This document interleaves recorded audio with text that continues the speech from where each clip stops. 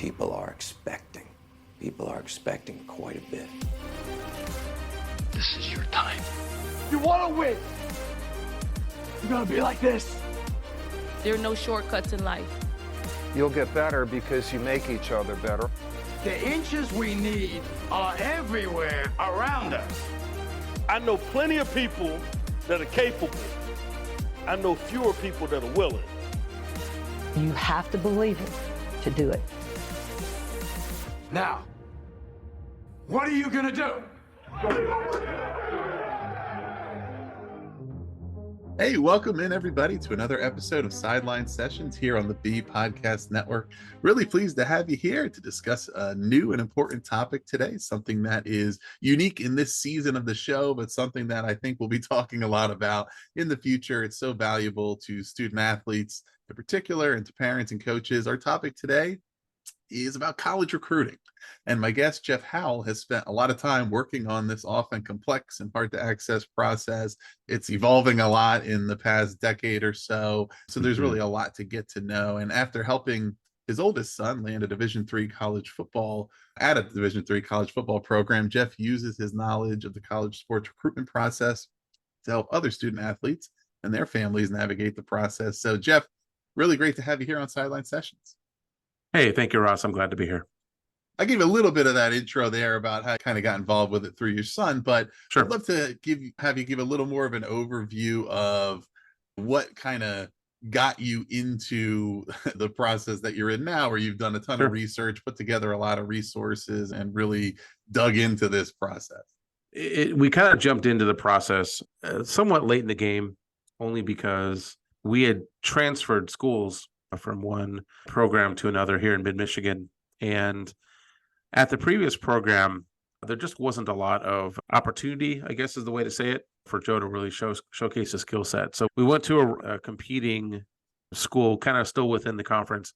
It's a private Catholic school. And they just, it was immediate, the change in Joe and his willingness to kind of put in the work. So it wasn't until his junior year, about halfway through his junior year, we started to really consider, hey, maybe let's see if we can get college paid for through some athletics. And he already was a super smart kid, already had a great GPA. So that wasn't going to be an issue, but he wanted to be able to play post-high school sports.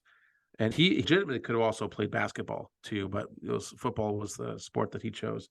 The genesis of this whole consulting that I do really came down to, I was doing a lot of research and I was finding that there wasn't one place where all this information was held.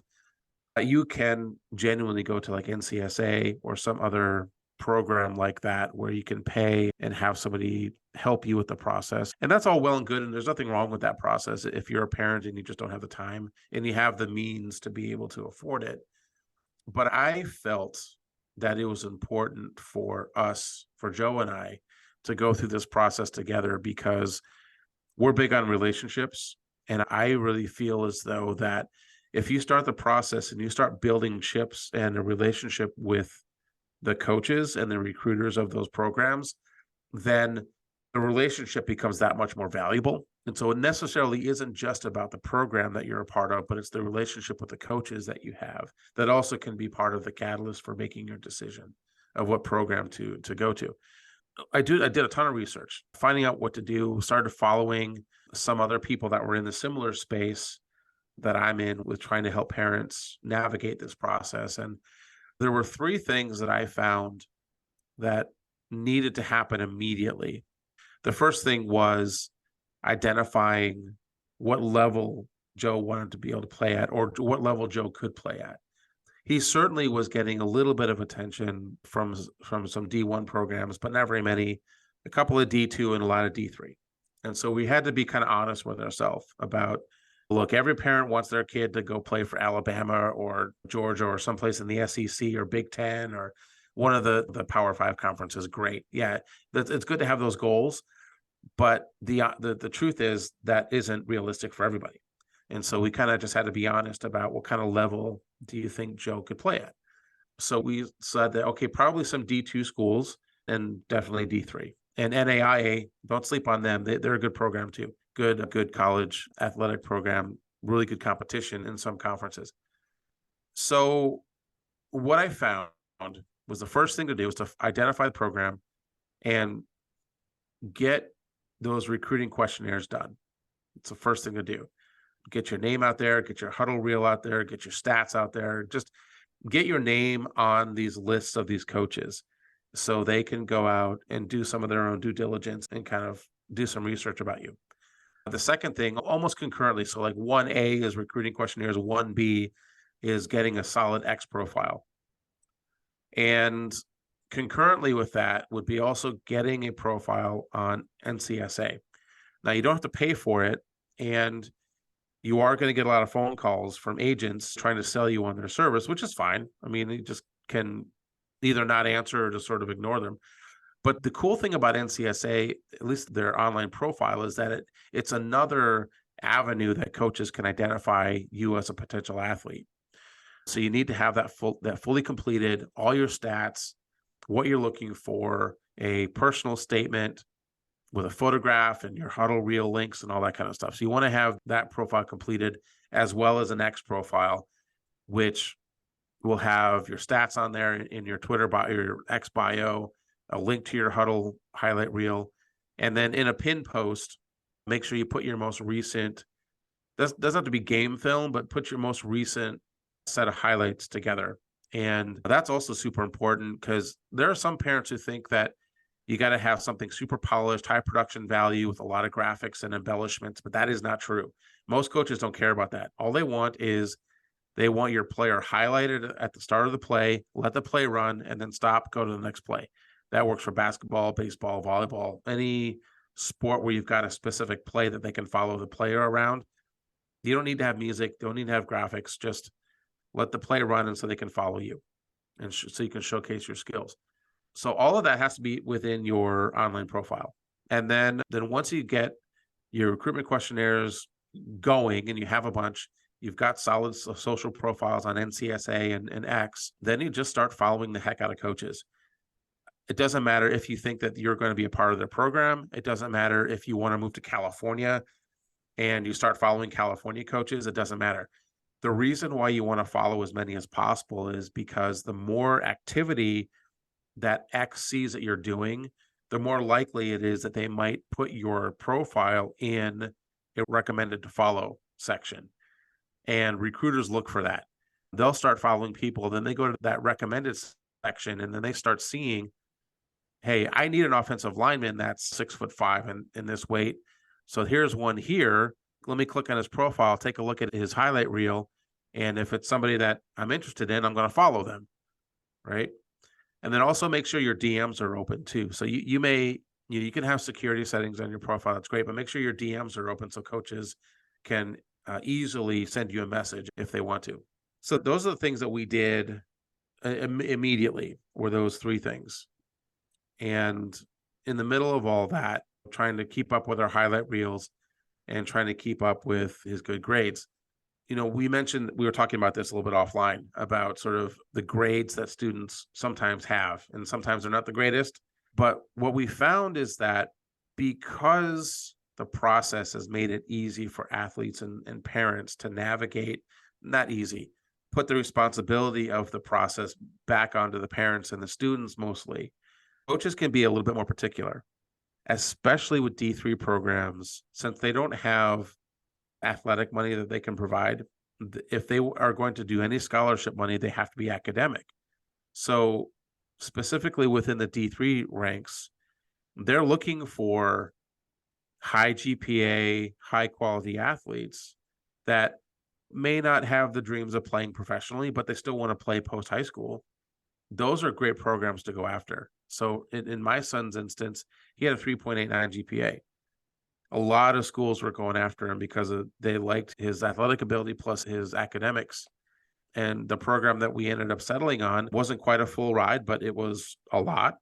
And it was great because not only is it a great program and very competitive program, and it's in a large city, which is what he wanted, it's also he's getting a great education because of the work that he put in. I always encourage parents and student athletes, like, look, if you're not the greatest student, find a way to get tutored, find a way to increase your GPA, because that's going to make the net wider for you. There are a lot of D1 programs that don't necessarily care as much about the GPA as they do about the athletic prowess. But even then, the point I was going to get to before is that at all levels of college athletics, coaches are being a lot more picky on the GPA than they used to be. Because it isn't quite as easy to hide the GPA anymore like it used to be.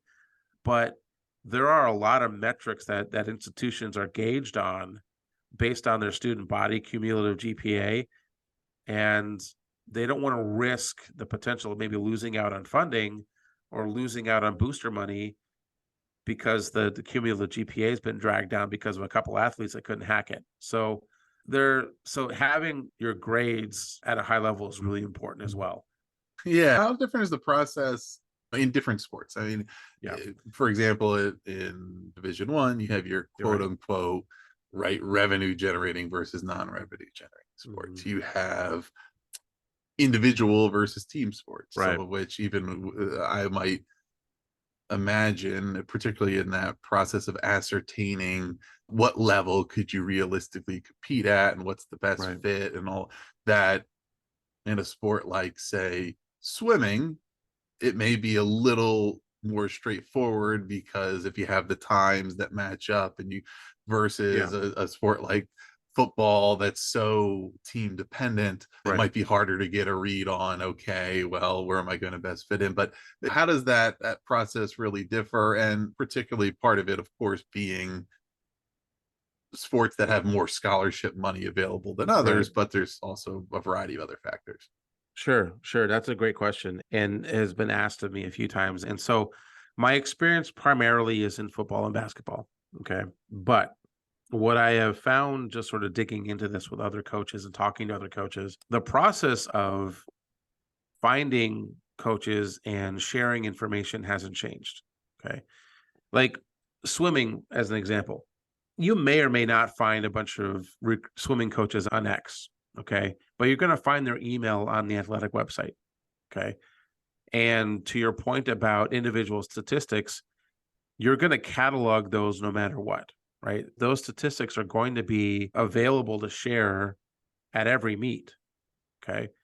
And the same with these high school coaches, they're going to record film, right? If they're not, then they have a problem in their program that they need to fix. But if for some reason a coach is not capturing film of your athlete, then use your phone. You know, there are so many, the cameras on phones nowadays are so good. And also, you just get a simple gyroscope handle to kind of keep it steady, and use something like iMovie that's a native app on your iPhone, and just smash some clips together. Okay, it isn't that difficult to do, or find somebody who can help you with that. Either way, if your coach isn't capturing film, you can do it yourself pretty easily.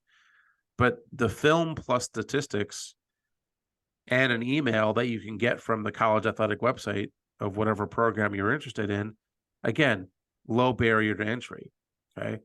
Now, I don't necessarily know how many, tennis or swimming coaches are out there on Twitter or X looking for athletes. But again, they're going to find them anyway, somehow, whether it be going to different tournaments, camps, but also if you can't find that coach that you want to go after on social media, you're going to find their email pretty quickly, and then you just connect with them that way. Okay. There's always a way to connect with a coach. And again, if you're in a sport that is more individually based, tennis, swimming, track and field, your video and your stats are still valuable and they can still be shared. You just got to find the right avenue. Is there general kind of rule of thumb for how early student athletes and parents should start this process? Depending, of course, I think we find that in certain high profile cases, the recruiting is beginning earlier and earlier for kids, but for most, it's not necessarily that early. But are we talking kind of freshman year, sophomore, junior? Mm-hmm. What do you think? I guess it depends on skill set and ability, right? So there's well, last year he was a freshman on my son's varsity basketball team, really good. And he was going to camps as early as he could. So the summer between his 8th and 9th grade year, he was going to some basketball camps to get some exposure and just to get some ideas of what coaches are looking for so he could work on his game. Okay. This past summer is kind of when he started to, start sending out some information to coaches. Okay. I think that's a good time to start. So what I tell parents who ask this question, no matter what sport it is, between your freshman year and your sophomore year, find some camps. There's tennis camps, basketball camps, football camps, bowling camps. Those are out there. They may be few and far between, but they're out there. I've seen them. Just go to some of those camps and then really as many as you can either comfortably afford financially or afford time-wise, and try and find some camps that have the maximum amount of colleges there. Specifically basketball and football, you'll have maybe one school or even a high school in some cases that will host, half a dozen to a dozen college football or basketball programs. And those programs will kind of help facilitate. They'll do some drills like a combine kind of thing. They might do some individual, indie drills depending on position. And then they'll just kind of do some 1v1s kind of thing. And just get some experience for your first set of camps between your freshman and sophomore year. Plus, you'll also get coaches' information. You'll get some coaches you can follow on X or social media. And the parents can get on the field too after all of the camp is done and just ask questions. Ask coaches what you're looking for. How many times can I contact you? If I have any questions, who can I go to? Those camps are really good for parents too, because then parents have the chance to go out and ask some questions of coaches who are really doing this process. But the higher up in level you get, so between sophomore and junior year, junior and senior year, you want to go to more camps and you want to go to bigger camps with bigger schools, right? No matter which program that you're sort of thinking about, because you never know, you might get in front of a D1 coach and they're like, oh, dude, I wouldn't have found you if you hadn't come to this camp, right? Mm-hmm. So even though, and I said earlier about it doesn't necessarily matter, what level, because all levels 1, 2, 3 and NAIA are pretty good competition. There's always that chance, and you want to give yourself that opportunity to get in front of a higher level coach, right? Right. There was a D1 program in Minnesota that we went to a camp to, and I happen to have a connection with somebody who was friends with the head coach, but we wouldn't have had the opportunity to go to this camp, and he wouldn't have got any D1 exposure from another school if he hadn't gone to this camp, right? So you just never know. You want to try to give yourself as much opportunity to get in front of as many coaches as possible, but camps are the way you do that. Yeah, and as far as the positioning of putting yourself in the right place to be not only seen and noticed, but appropriately evaluated, right? I mean, these camps are a big part of it, and particularly because of the concentration of coaches that are there and who can see you at once, but also because of potentially the level of competition, right? And the talent that you're competing against. And if they, again, going back to the difference between different sports, right? If it's track and field or swimming, you could be the only one in the pool or on the track, and your time is your time. Even other individual sports like tennis, you remember, don't you? Like, well, who am I competing against, right? Are they any good? We don't know this. Basketball, football, baseball, and so on, right? A lot of times you may have this really elite talent athlete, but they're playing in a league or a program that's not known for having the highest level of competition. It's hard to evaluate. Part of it is, one, how essential are those camp type opportunities? Two, you also mentioned earlier about your son transferring high schools, right, and going into a better position for him.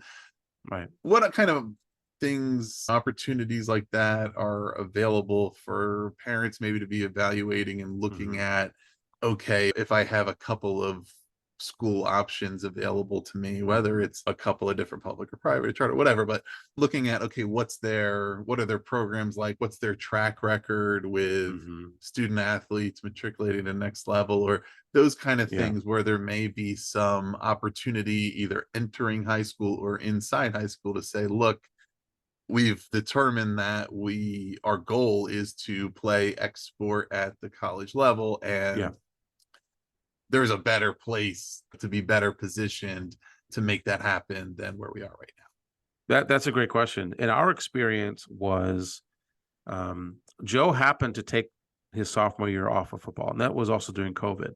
Okay.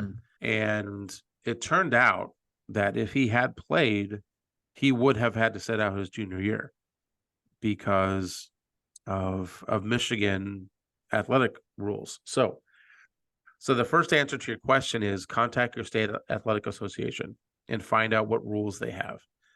Different states will have different rules on how you can handle transferring. For instance, we transferred from one school to the other within the same athletic conference during basketball season. And the rule was that because we were transferring to a school outside of the district but within the same conference, he could play immediately. Weird, but that was the rule. But it didn't translate to football because if he had played sophomore year and transferred same school or same conference to a different school, he would have had to sit out. Okay. So like I said, the first place to go is to your state school athletic association, ask those questions and find out what the possibilities are. Sometimes they'll be more lenient and sometimes they'll be more strict, but that's the first place to go. And they can be strange, right? If I recall correctly, I mean, don't quote me on this, listen, but if I remember, like when I was in high school in New Jersey, the rule was that, and this was transferring between public schools, maybe between schools, that the student athlete had to sit out the first 30 days of the season of their first sport. Right. So if you played football in the fall and sat out 30 days and then played basketball, you didn't have to sit out the basketball season. Right. And, there's stuff like that seems kind of arbitrary, right? Right. And also depends on, especially with larger cities, New York, New Jersey, for instance, you have so many high schools that are put together, but there are different classes, right? So or classes or divisions.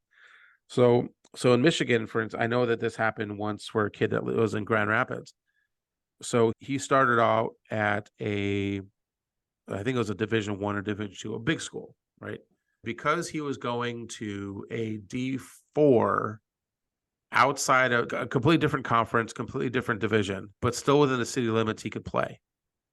But if he went to a competing school within the same division, then he would have had to sit out a year. Like those rules they seem arbitrary, and I don't know. But anyway, the important thing is just check with your state athletic association.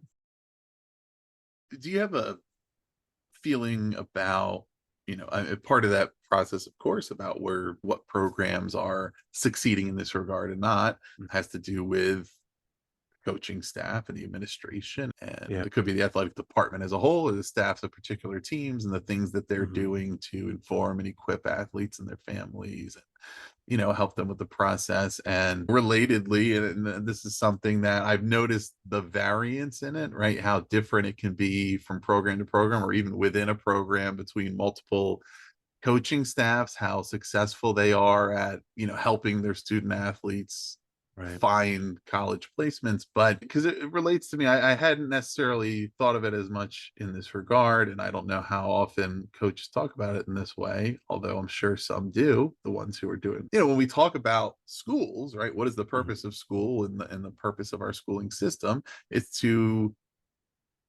prepare students to be successful in the next phase of their life, whether that's college, career, or other aspects of life, right? It's not the purpose is not, just so they're successful in my class right now. It's so that they learn what they need to learn in my class so that in the future they can apply those skills to what they want to do. Now, in sports, of course, we often have a little more of a myopic view on that, and the coaches are meant to sure, teach fitness and sportsmanship and these kind of things, but they're trying to win, right?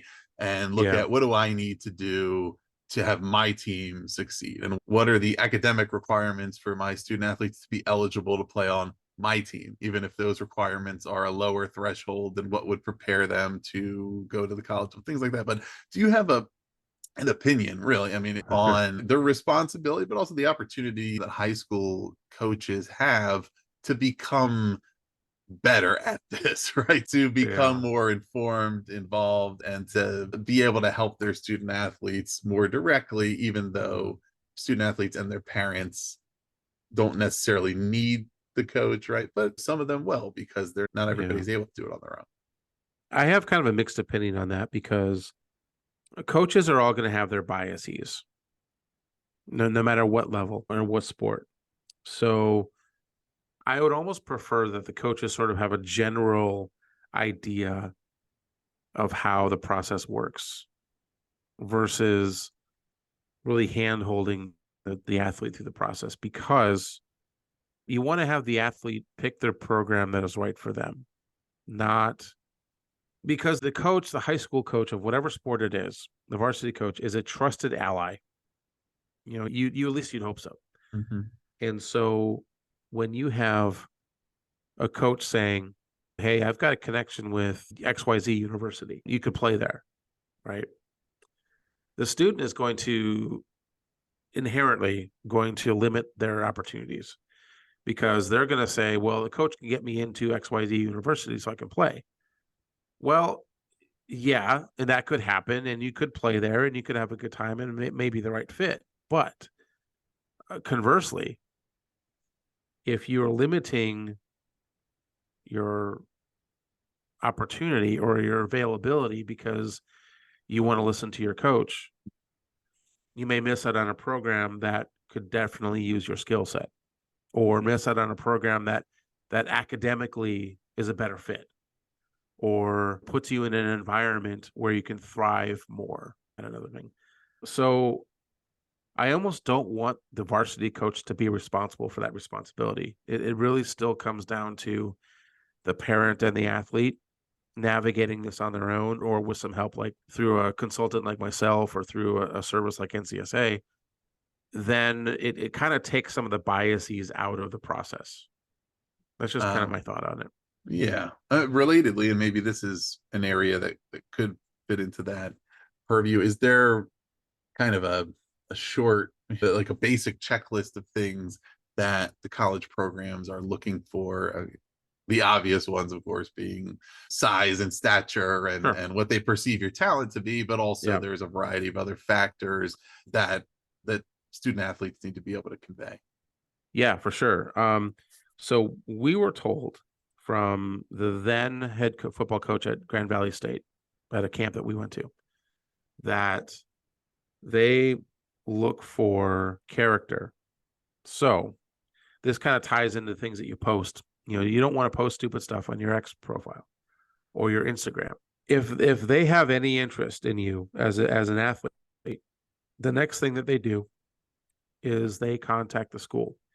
They talk to your coach. They talk to teachers. They might talk to the principal or the headmaster or whatever, right? Just to find out a little bit of information about, is this individual a good character individual? And how would they fit in our culture? That kind of thing. And so the intangibles are just as important as the items that have metrics, you know? So I guess that, I mean, there isn't necessarily a checklist. There's your athletic prowess, which is easy to quantify, right? You know, any kinds of stats, numbers, metrics, those are easy to acquire and to produce. But it's those more intangible things that a lot of coaches really look for. And like when you go on to like an official visit and you have a conversation with them, they don't care. They don't necessarily, they're not sizing you up. They're not looking to see, well, how's he going to fit on our offensive line, or how is he going to look in the low post, or what's he going to be as a two guard, right? They're not looking at that. They are looking at how you interact with your parents, how you interact with everybody else, eye contact, how you answer questions, how well spoken you are, you know, those types of things are just as important and to a coach. And I know that they look for that, whether or not they say it, you know that they do. Yeah. And particularly as you move up the levels, right, you're getting into coaches whose focus and the metrics for their success and whether they get to continue to have their jobs are narrowed. It's around wins and losses, and no matter how talented you aren't much help to them if you're ineligible or suspended. And also depending on the level, but certainly at these big programs, these coaches, they have an ego, right? And they believe that they can win with maybe an athlete that's slightly less talented, but that buys into their program. Things like that. They're always going to respect talent, but between somebody who I think is a little bit more personally talented, but who doesn't seem like they're going to really buy into what we're doing here, I have character concerns about them, and somebody else who I really think is going to be good in my locker room. They're looking at all that kind of stuff because they have their pick. I only have so many spots, so many scholarships, so many jerseys, and I can choose who I want. Well, look at it this way. That's much more important now in the more recent college athletics culture as it may have been in the past. I mean, look at Northwestern, look at Texas A&M, look at some of these other high profile programs that have had issues with hazing, and the coaches and the coaching staff have paid the price for it.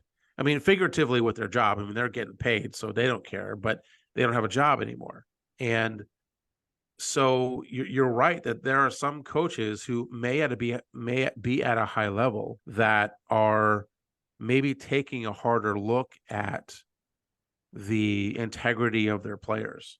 Maybe they're more willing to bring in somebody, to your point, as you said, who may not be quite, maybe their 40 time isn't quite as high, or maybe they can't squat quite as much, but they're a high integrity guy and they can play. So I'd rather have them on my roster than the kid who might cause me a problem in the locker room, right? But he's a 5-star athlete. Maybe I'll pass on that because I can't afford to have that controversy on my hands. And I think that's something that isn't talked about a whole lot in the college sports programs these days. If they are, it's just about how awful it was at the coaches that happened. But it isn't talked about as much that you've got to have higher integrity if you're going to play, and if you're going to be part of these programs, no matter what level. You've got to be somebody who's going to represent the team, the school, the institution well.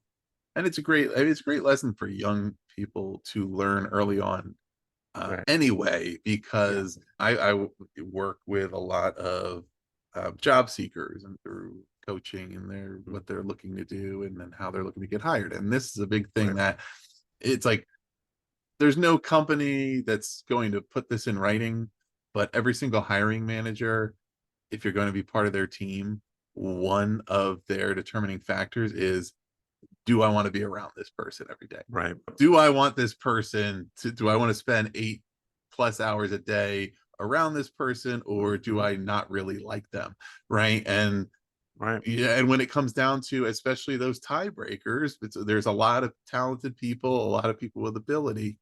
I'm going to go for the one that's a better culture fit, that is going to make my life easier, that makes my days better. These people, you're spending a lot of time together, and in a locker room, there's a lot of dynamics. So I want to introduce some elements in that are going to bring everybody else up or bring them down. And it's just a good thing to get used to, that you're being looked at for this. And ultimately, and truthfully, and I've seen this with direct experience, even at the professional level, there are ways to predict quite accurately. I'll give you, for example, in baseball, right, with players at the minor league level controlling for their talent and ability. But let's say you have a handful of players and they all have enough talent to make it to the major league level. You can predict with pretty good accuracy who's going to have the longer careers.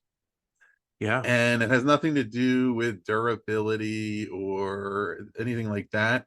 It is, if there's a guy that coaches want to have on their team and in their clubhouse, they're always going to get another chance, right?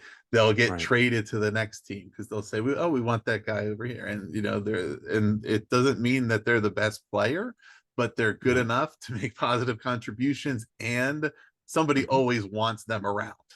Yeah. Versus others who they just run out of chances, right? And it's just, Mhm. okay, well, when you're here and you're involved and you're performing, great, but when you're in a slump, you're totally negative to the whole Yeah. operation. One other important question I wanted to ask Sure. is about red flag. Parents, student athletes who are navigating this process, are there red flags to look out for? One, maybe it's from some of these third-party services that are going Mhm. to say, oh, you need us, and and Yeah. maybe you don't, or things to look out for or be cautious of from the universities, or things where, for example, we've probably all heard horror stories of, a kid who thought that their scholarship was locked up with a certain school and it Sure. wasn't. They Yeah. got dropped. Things like that are really important to pay attention to and look out for. Yeah, there's quite a few. I'll just bring up money because that was the last point you brought up with scholarship money. So when it comes to scholarship money, and unless you have it on an official piece of paper from the institution, it doesn't mean a damn thing, right? Coaches can say, "Hey, you're going to get a full ride," and it could even be in a letter or an email. "Hey, you're going to get a full ride," but until you've got a piece of letterhead that's stamped from the Office of Financial Aid from the institution, don't believe it. Okay. The other thing, a red flag would look at the longevity of the staff at that institution, whatever program it is. If you've got somebody that's really recruiting you hard and seems like a great guy, a great individual, we'll just say, women's basketball, for instance, right? Take a look at the coach's history. If she's only been there maybe 2 or 3 years, nothing wrong with that, but search for her and see how long she's been in other schools, right? If the school that she was at before this one was 1 to 2 years, dig a little deeper. Maybe the school before that she was there for 15. Okay, but if you've got a coach that's jumping around, that's a serious red flag because they're not necessarily in it to help the program or the students. They're just either looking for the paycheck or they're looking for that clout of the institution that they're trying to go up to. So yeah, longevity, big red flag. Look at how many winning seasons they've had. No matter the coaching staff, but just kind of look at their record over time. You take a block of 5 or 10 years and kind of just look at their win-loss record. If you're looking at individuals, sport with individual contributions, swimming, track and field, whatever, kind of just look at the stats and kind of see where individuals have ranked in certain events, and see if any of them, and then maybe the top 10, top 20 are individual contributors from that institution. If they're not, then maybe it's not the greatest program. Look at kind of go to things like US News, or what's the other one? Another one that ranks institutions every year. But go to those. They usually have them ranked by the top 200 or whatever in a variety of different categories. Okay. And just kind of see where that school ranks. That may not matter to you. It mattered to us. So like Lake Forest is ranked in the top 25 in a variety of metrics. And so that was important to Joe.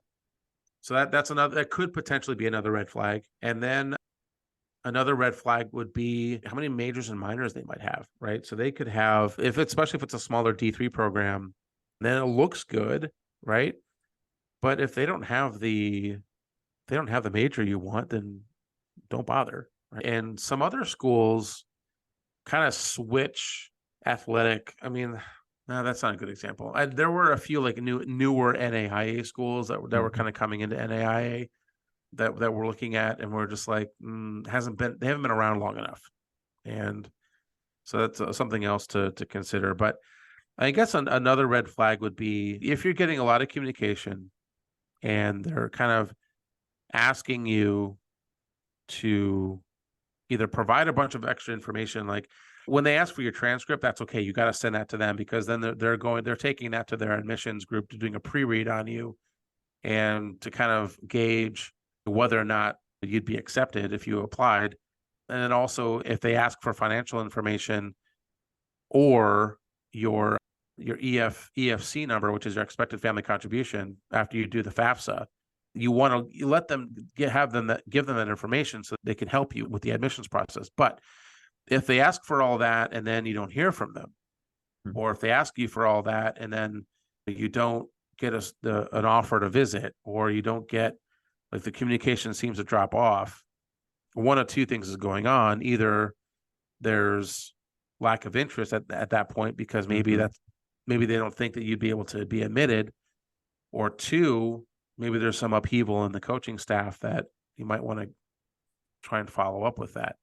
Communication dropping off isn't a bad thing sometimes, because it'll happen, right? Because sometimes coaches will get busy. They'll be in the middle of the football season or whatever sports season it is, and then they're busy with whatever. But if it goes a little bit too long and it's like you're not hearing anything, then something's up.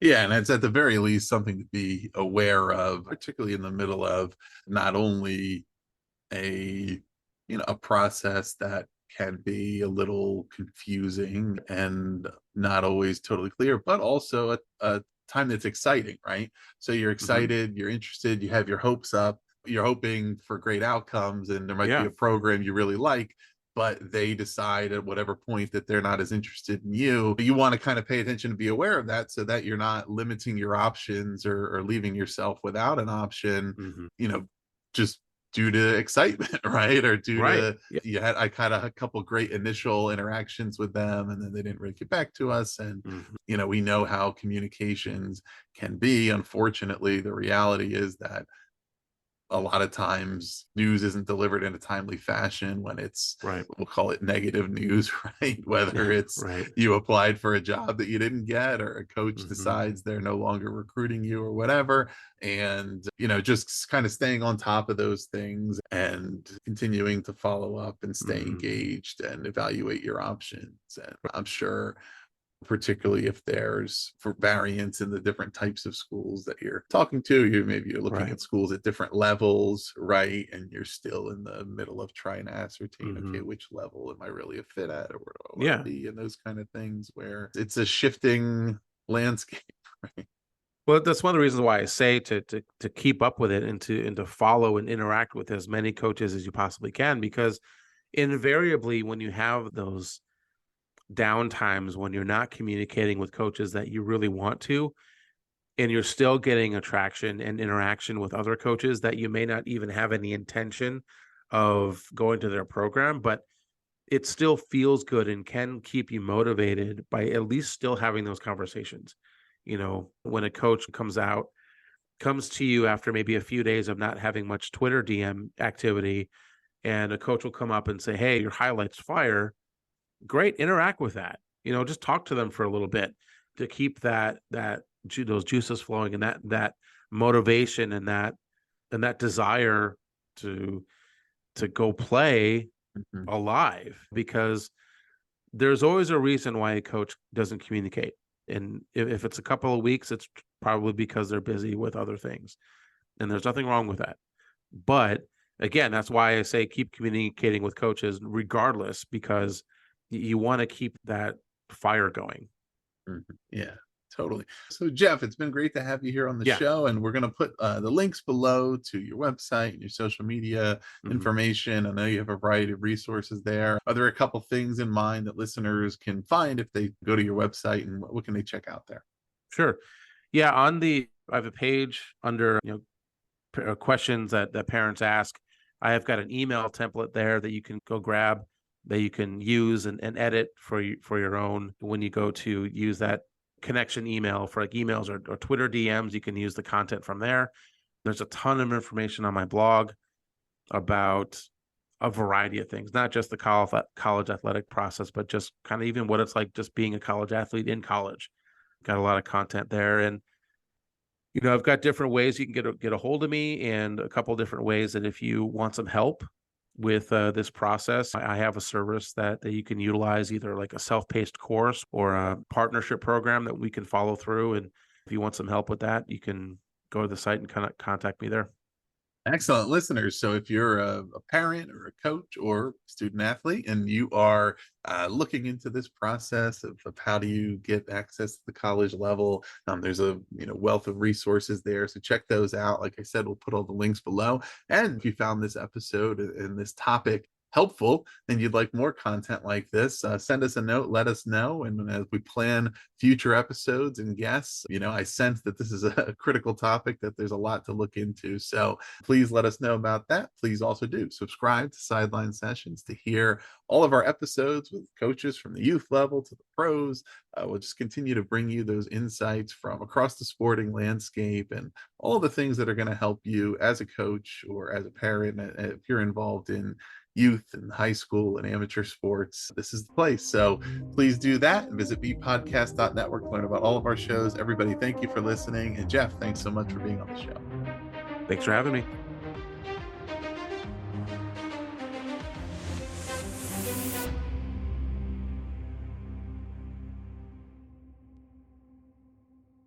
This episode was edited by Gage Sanderson.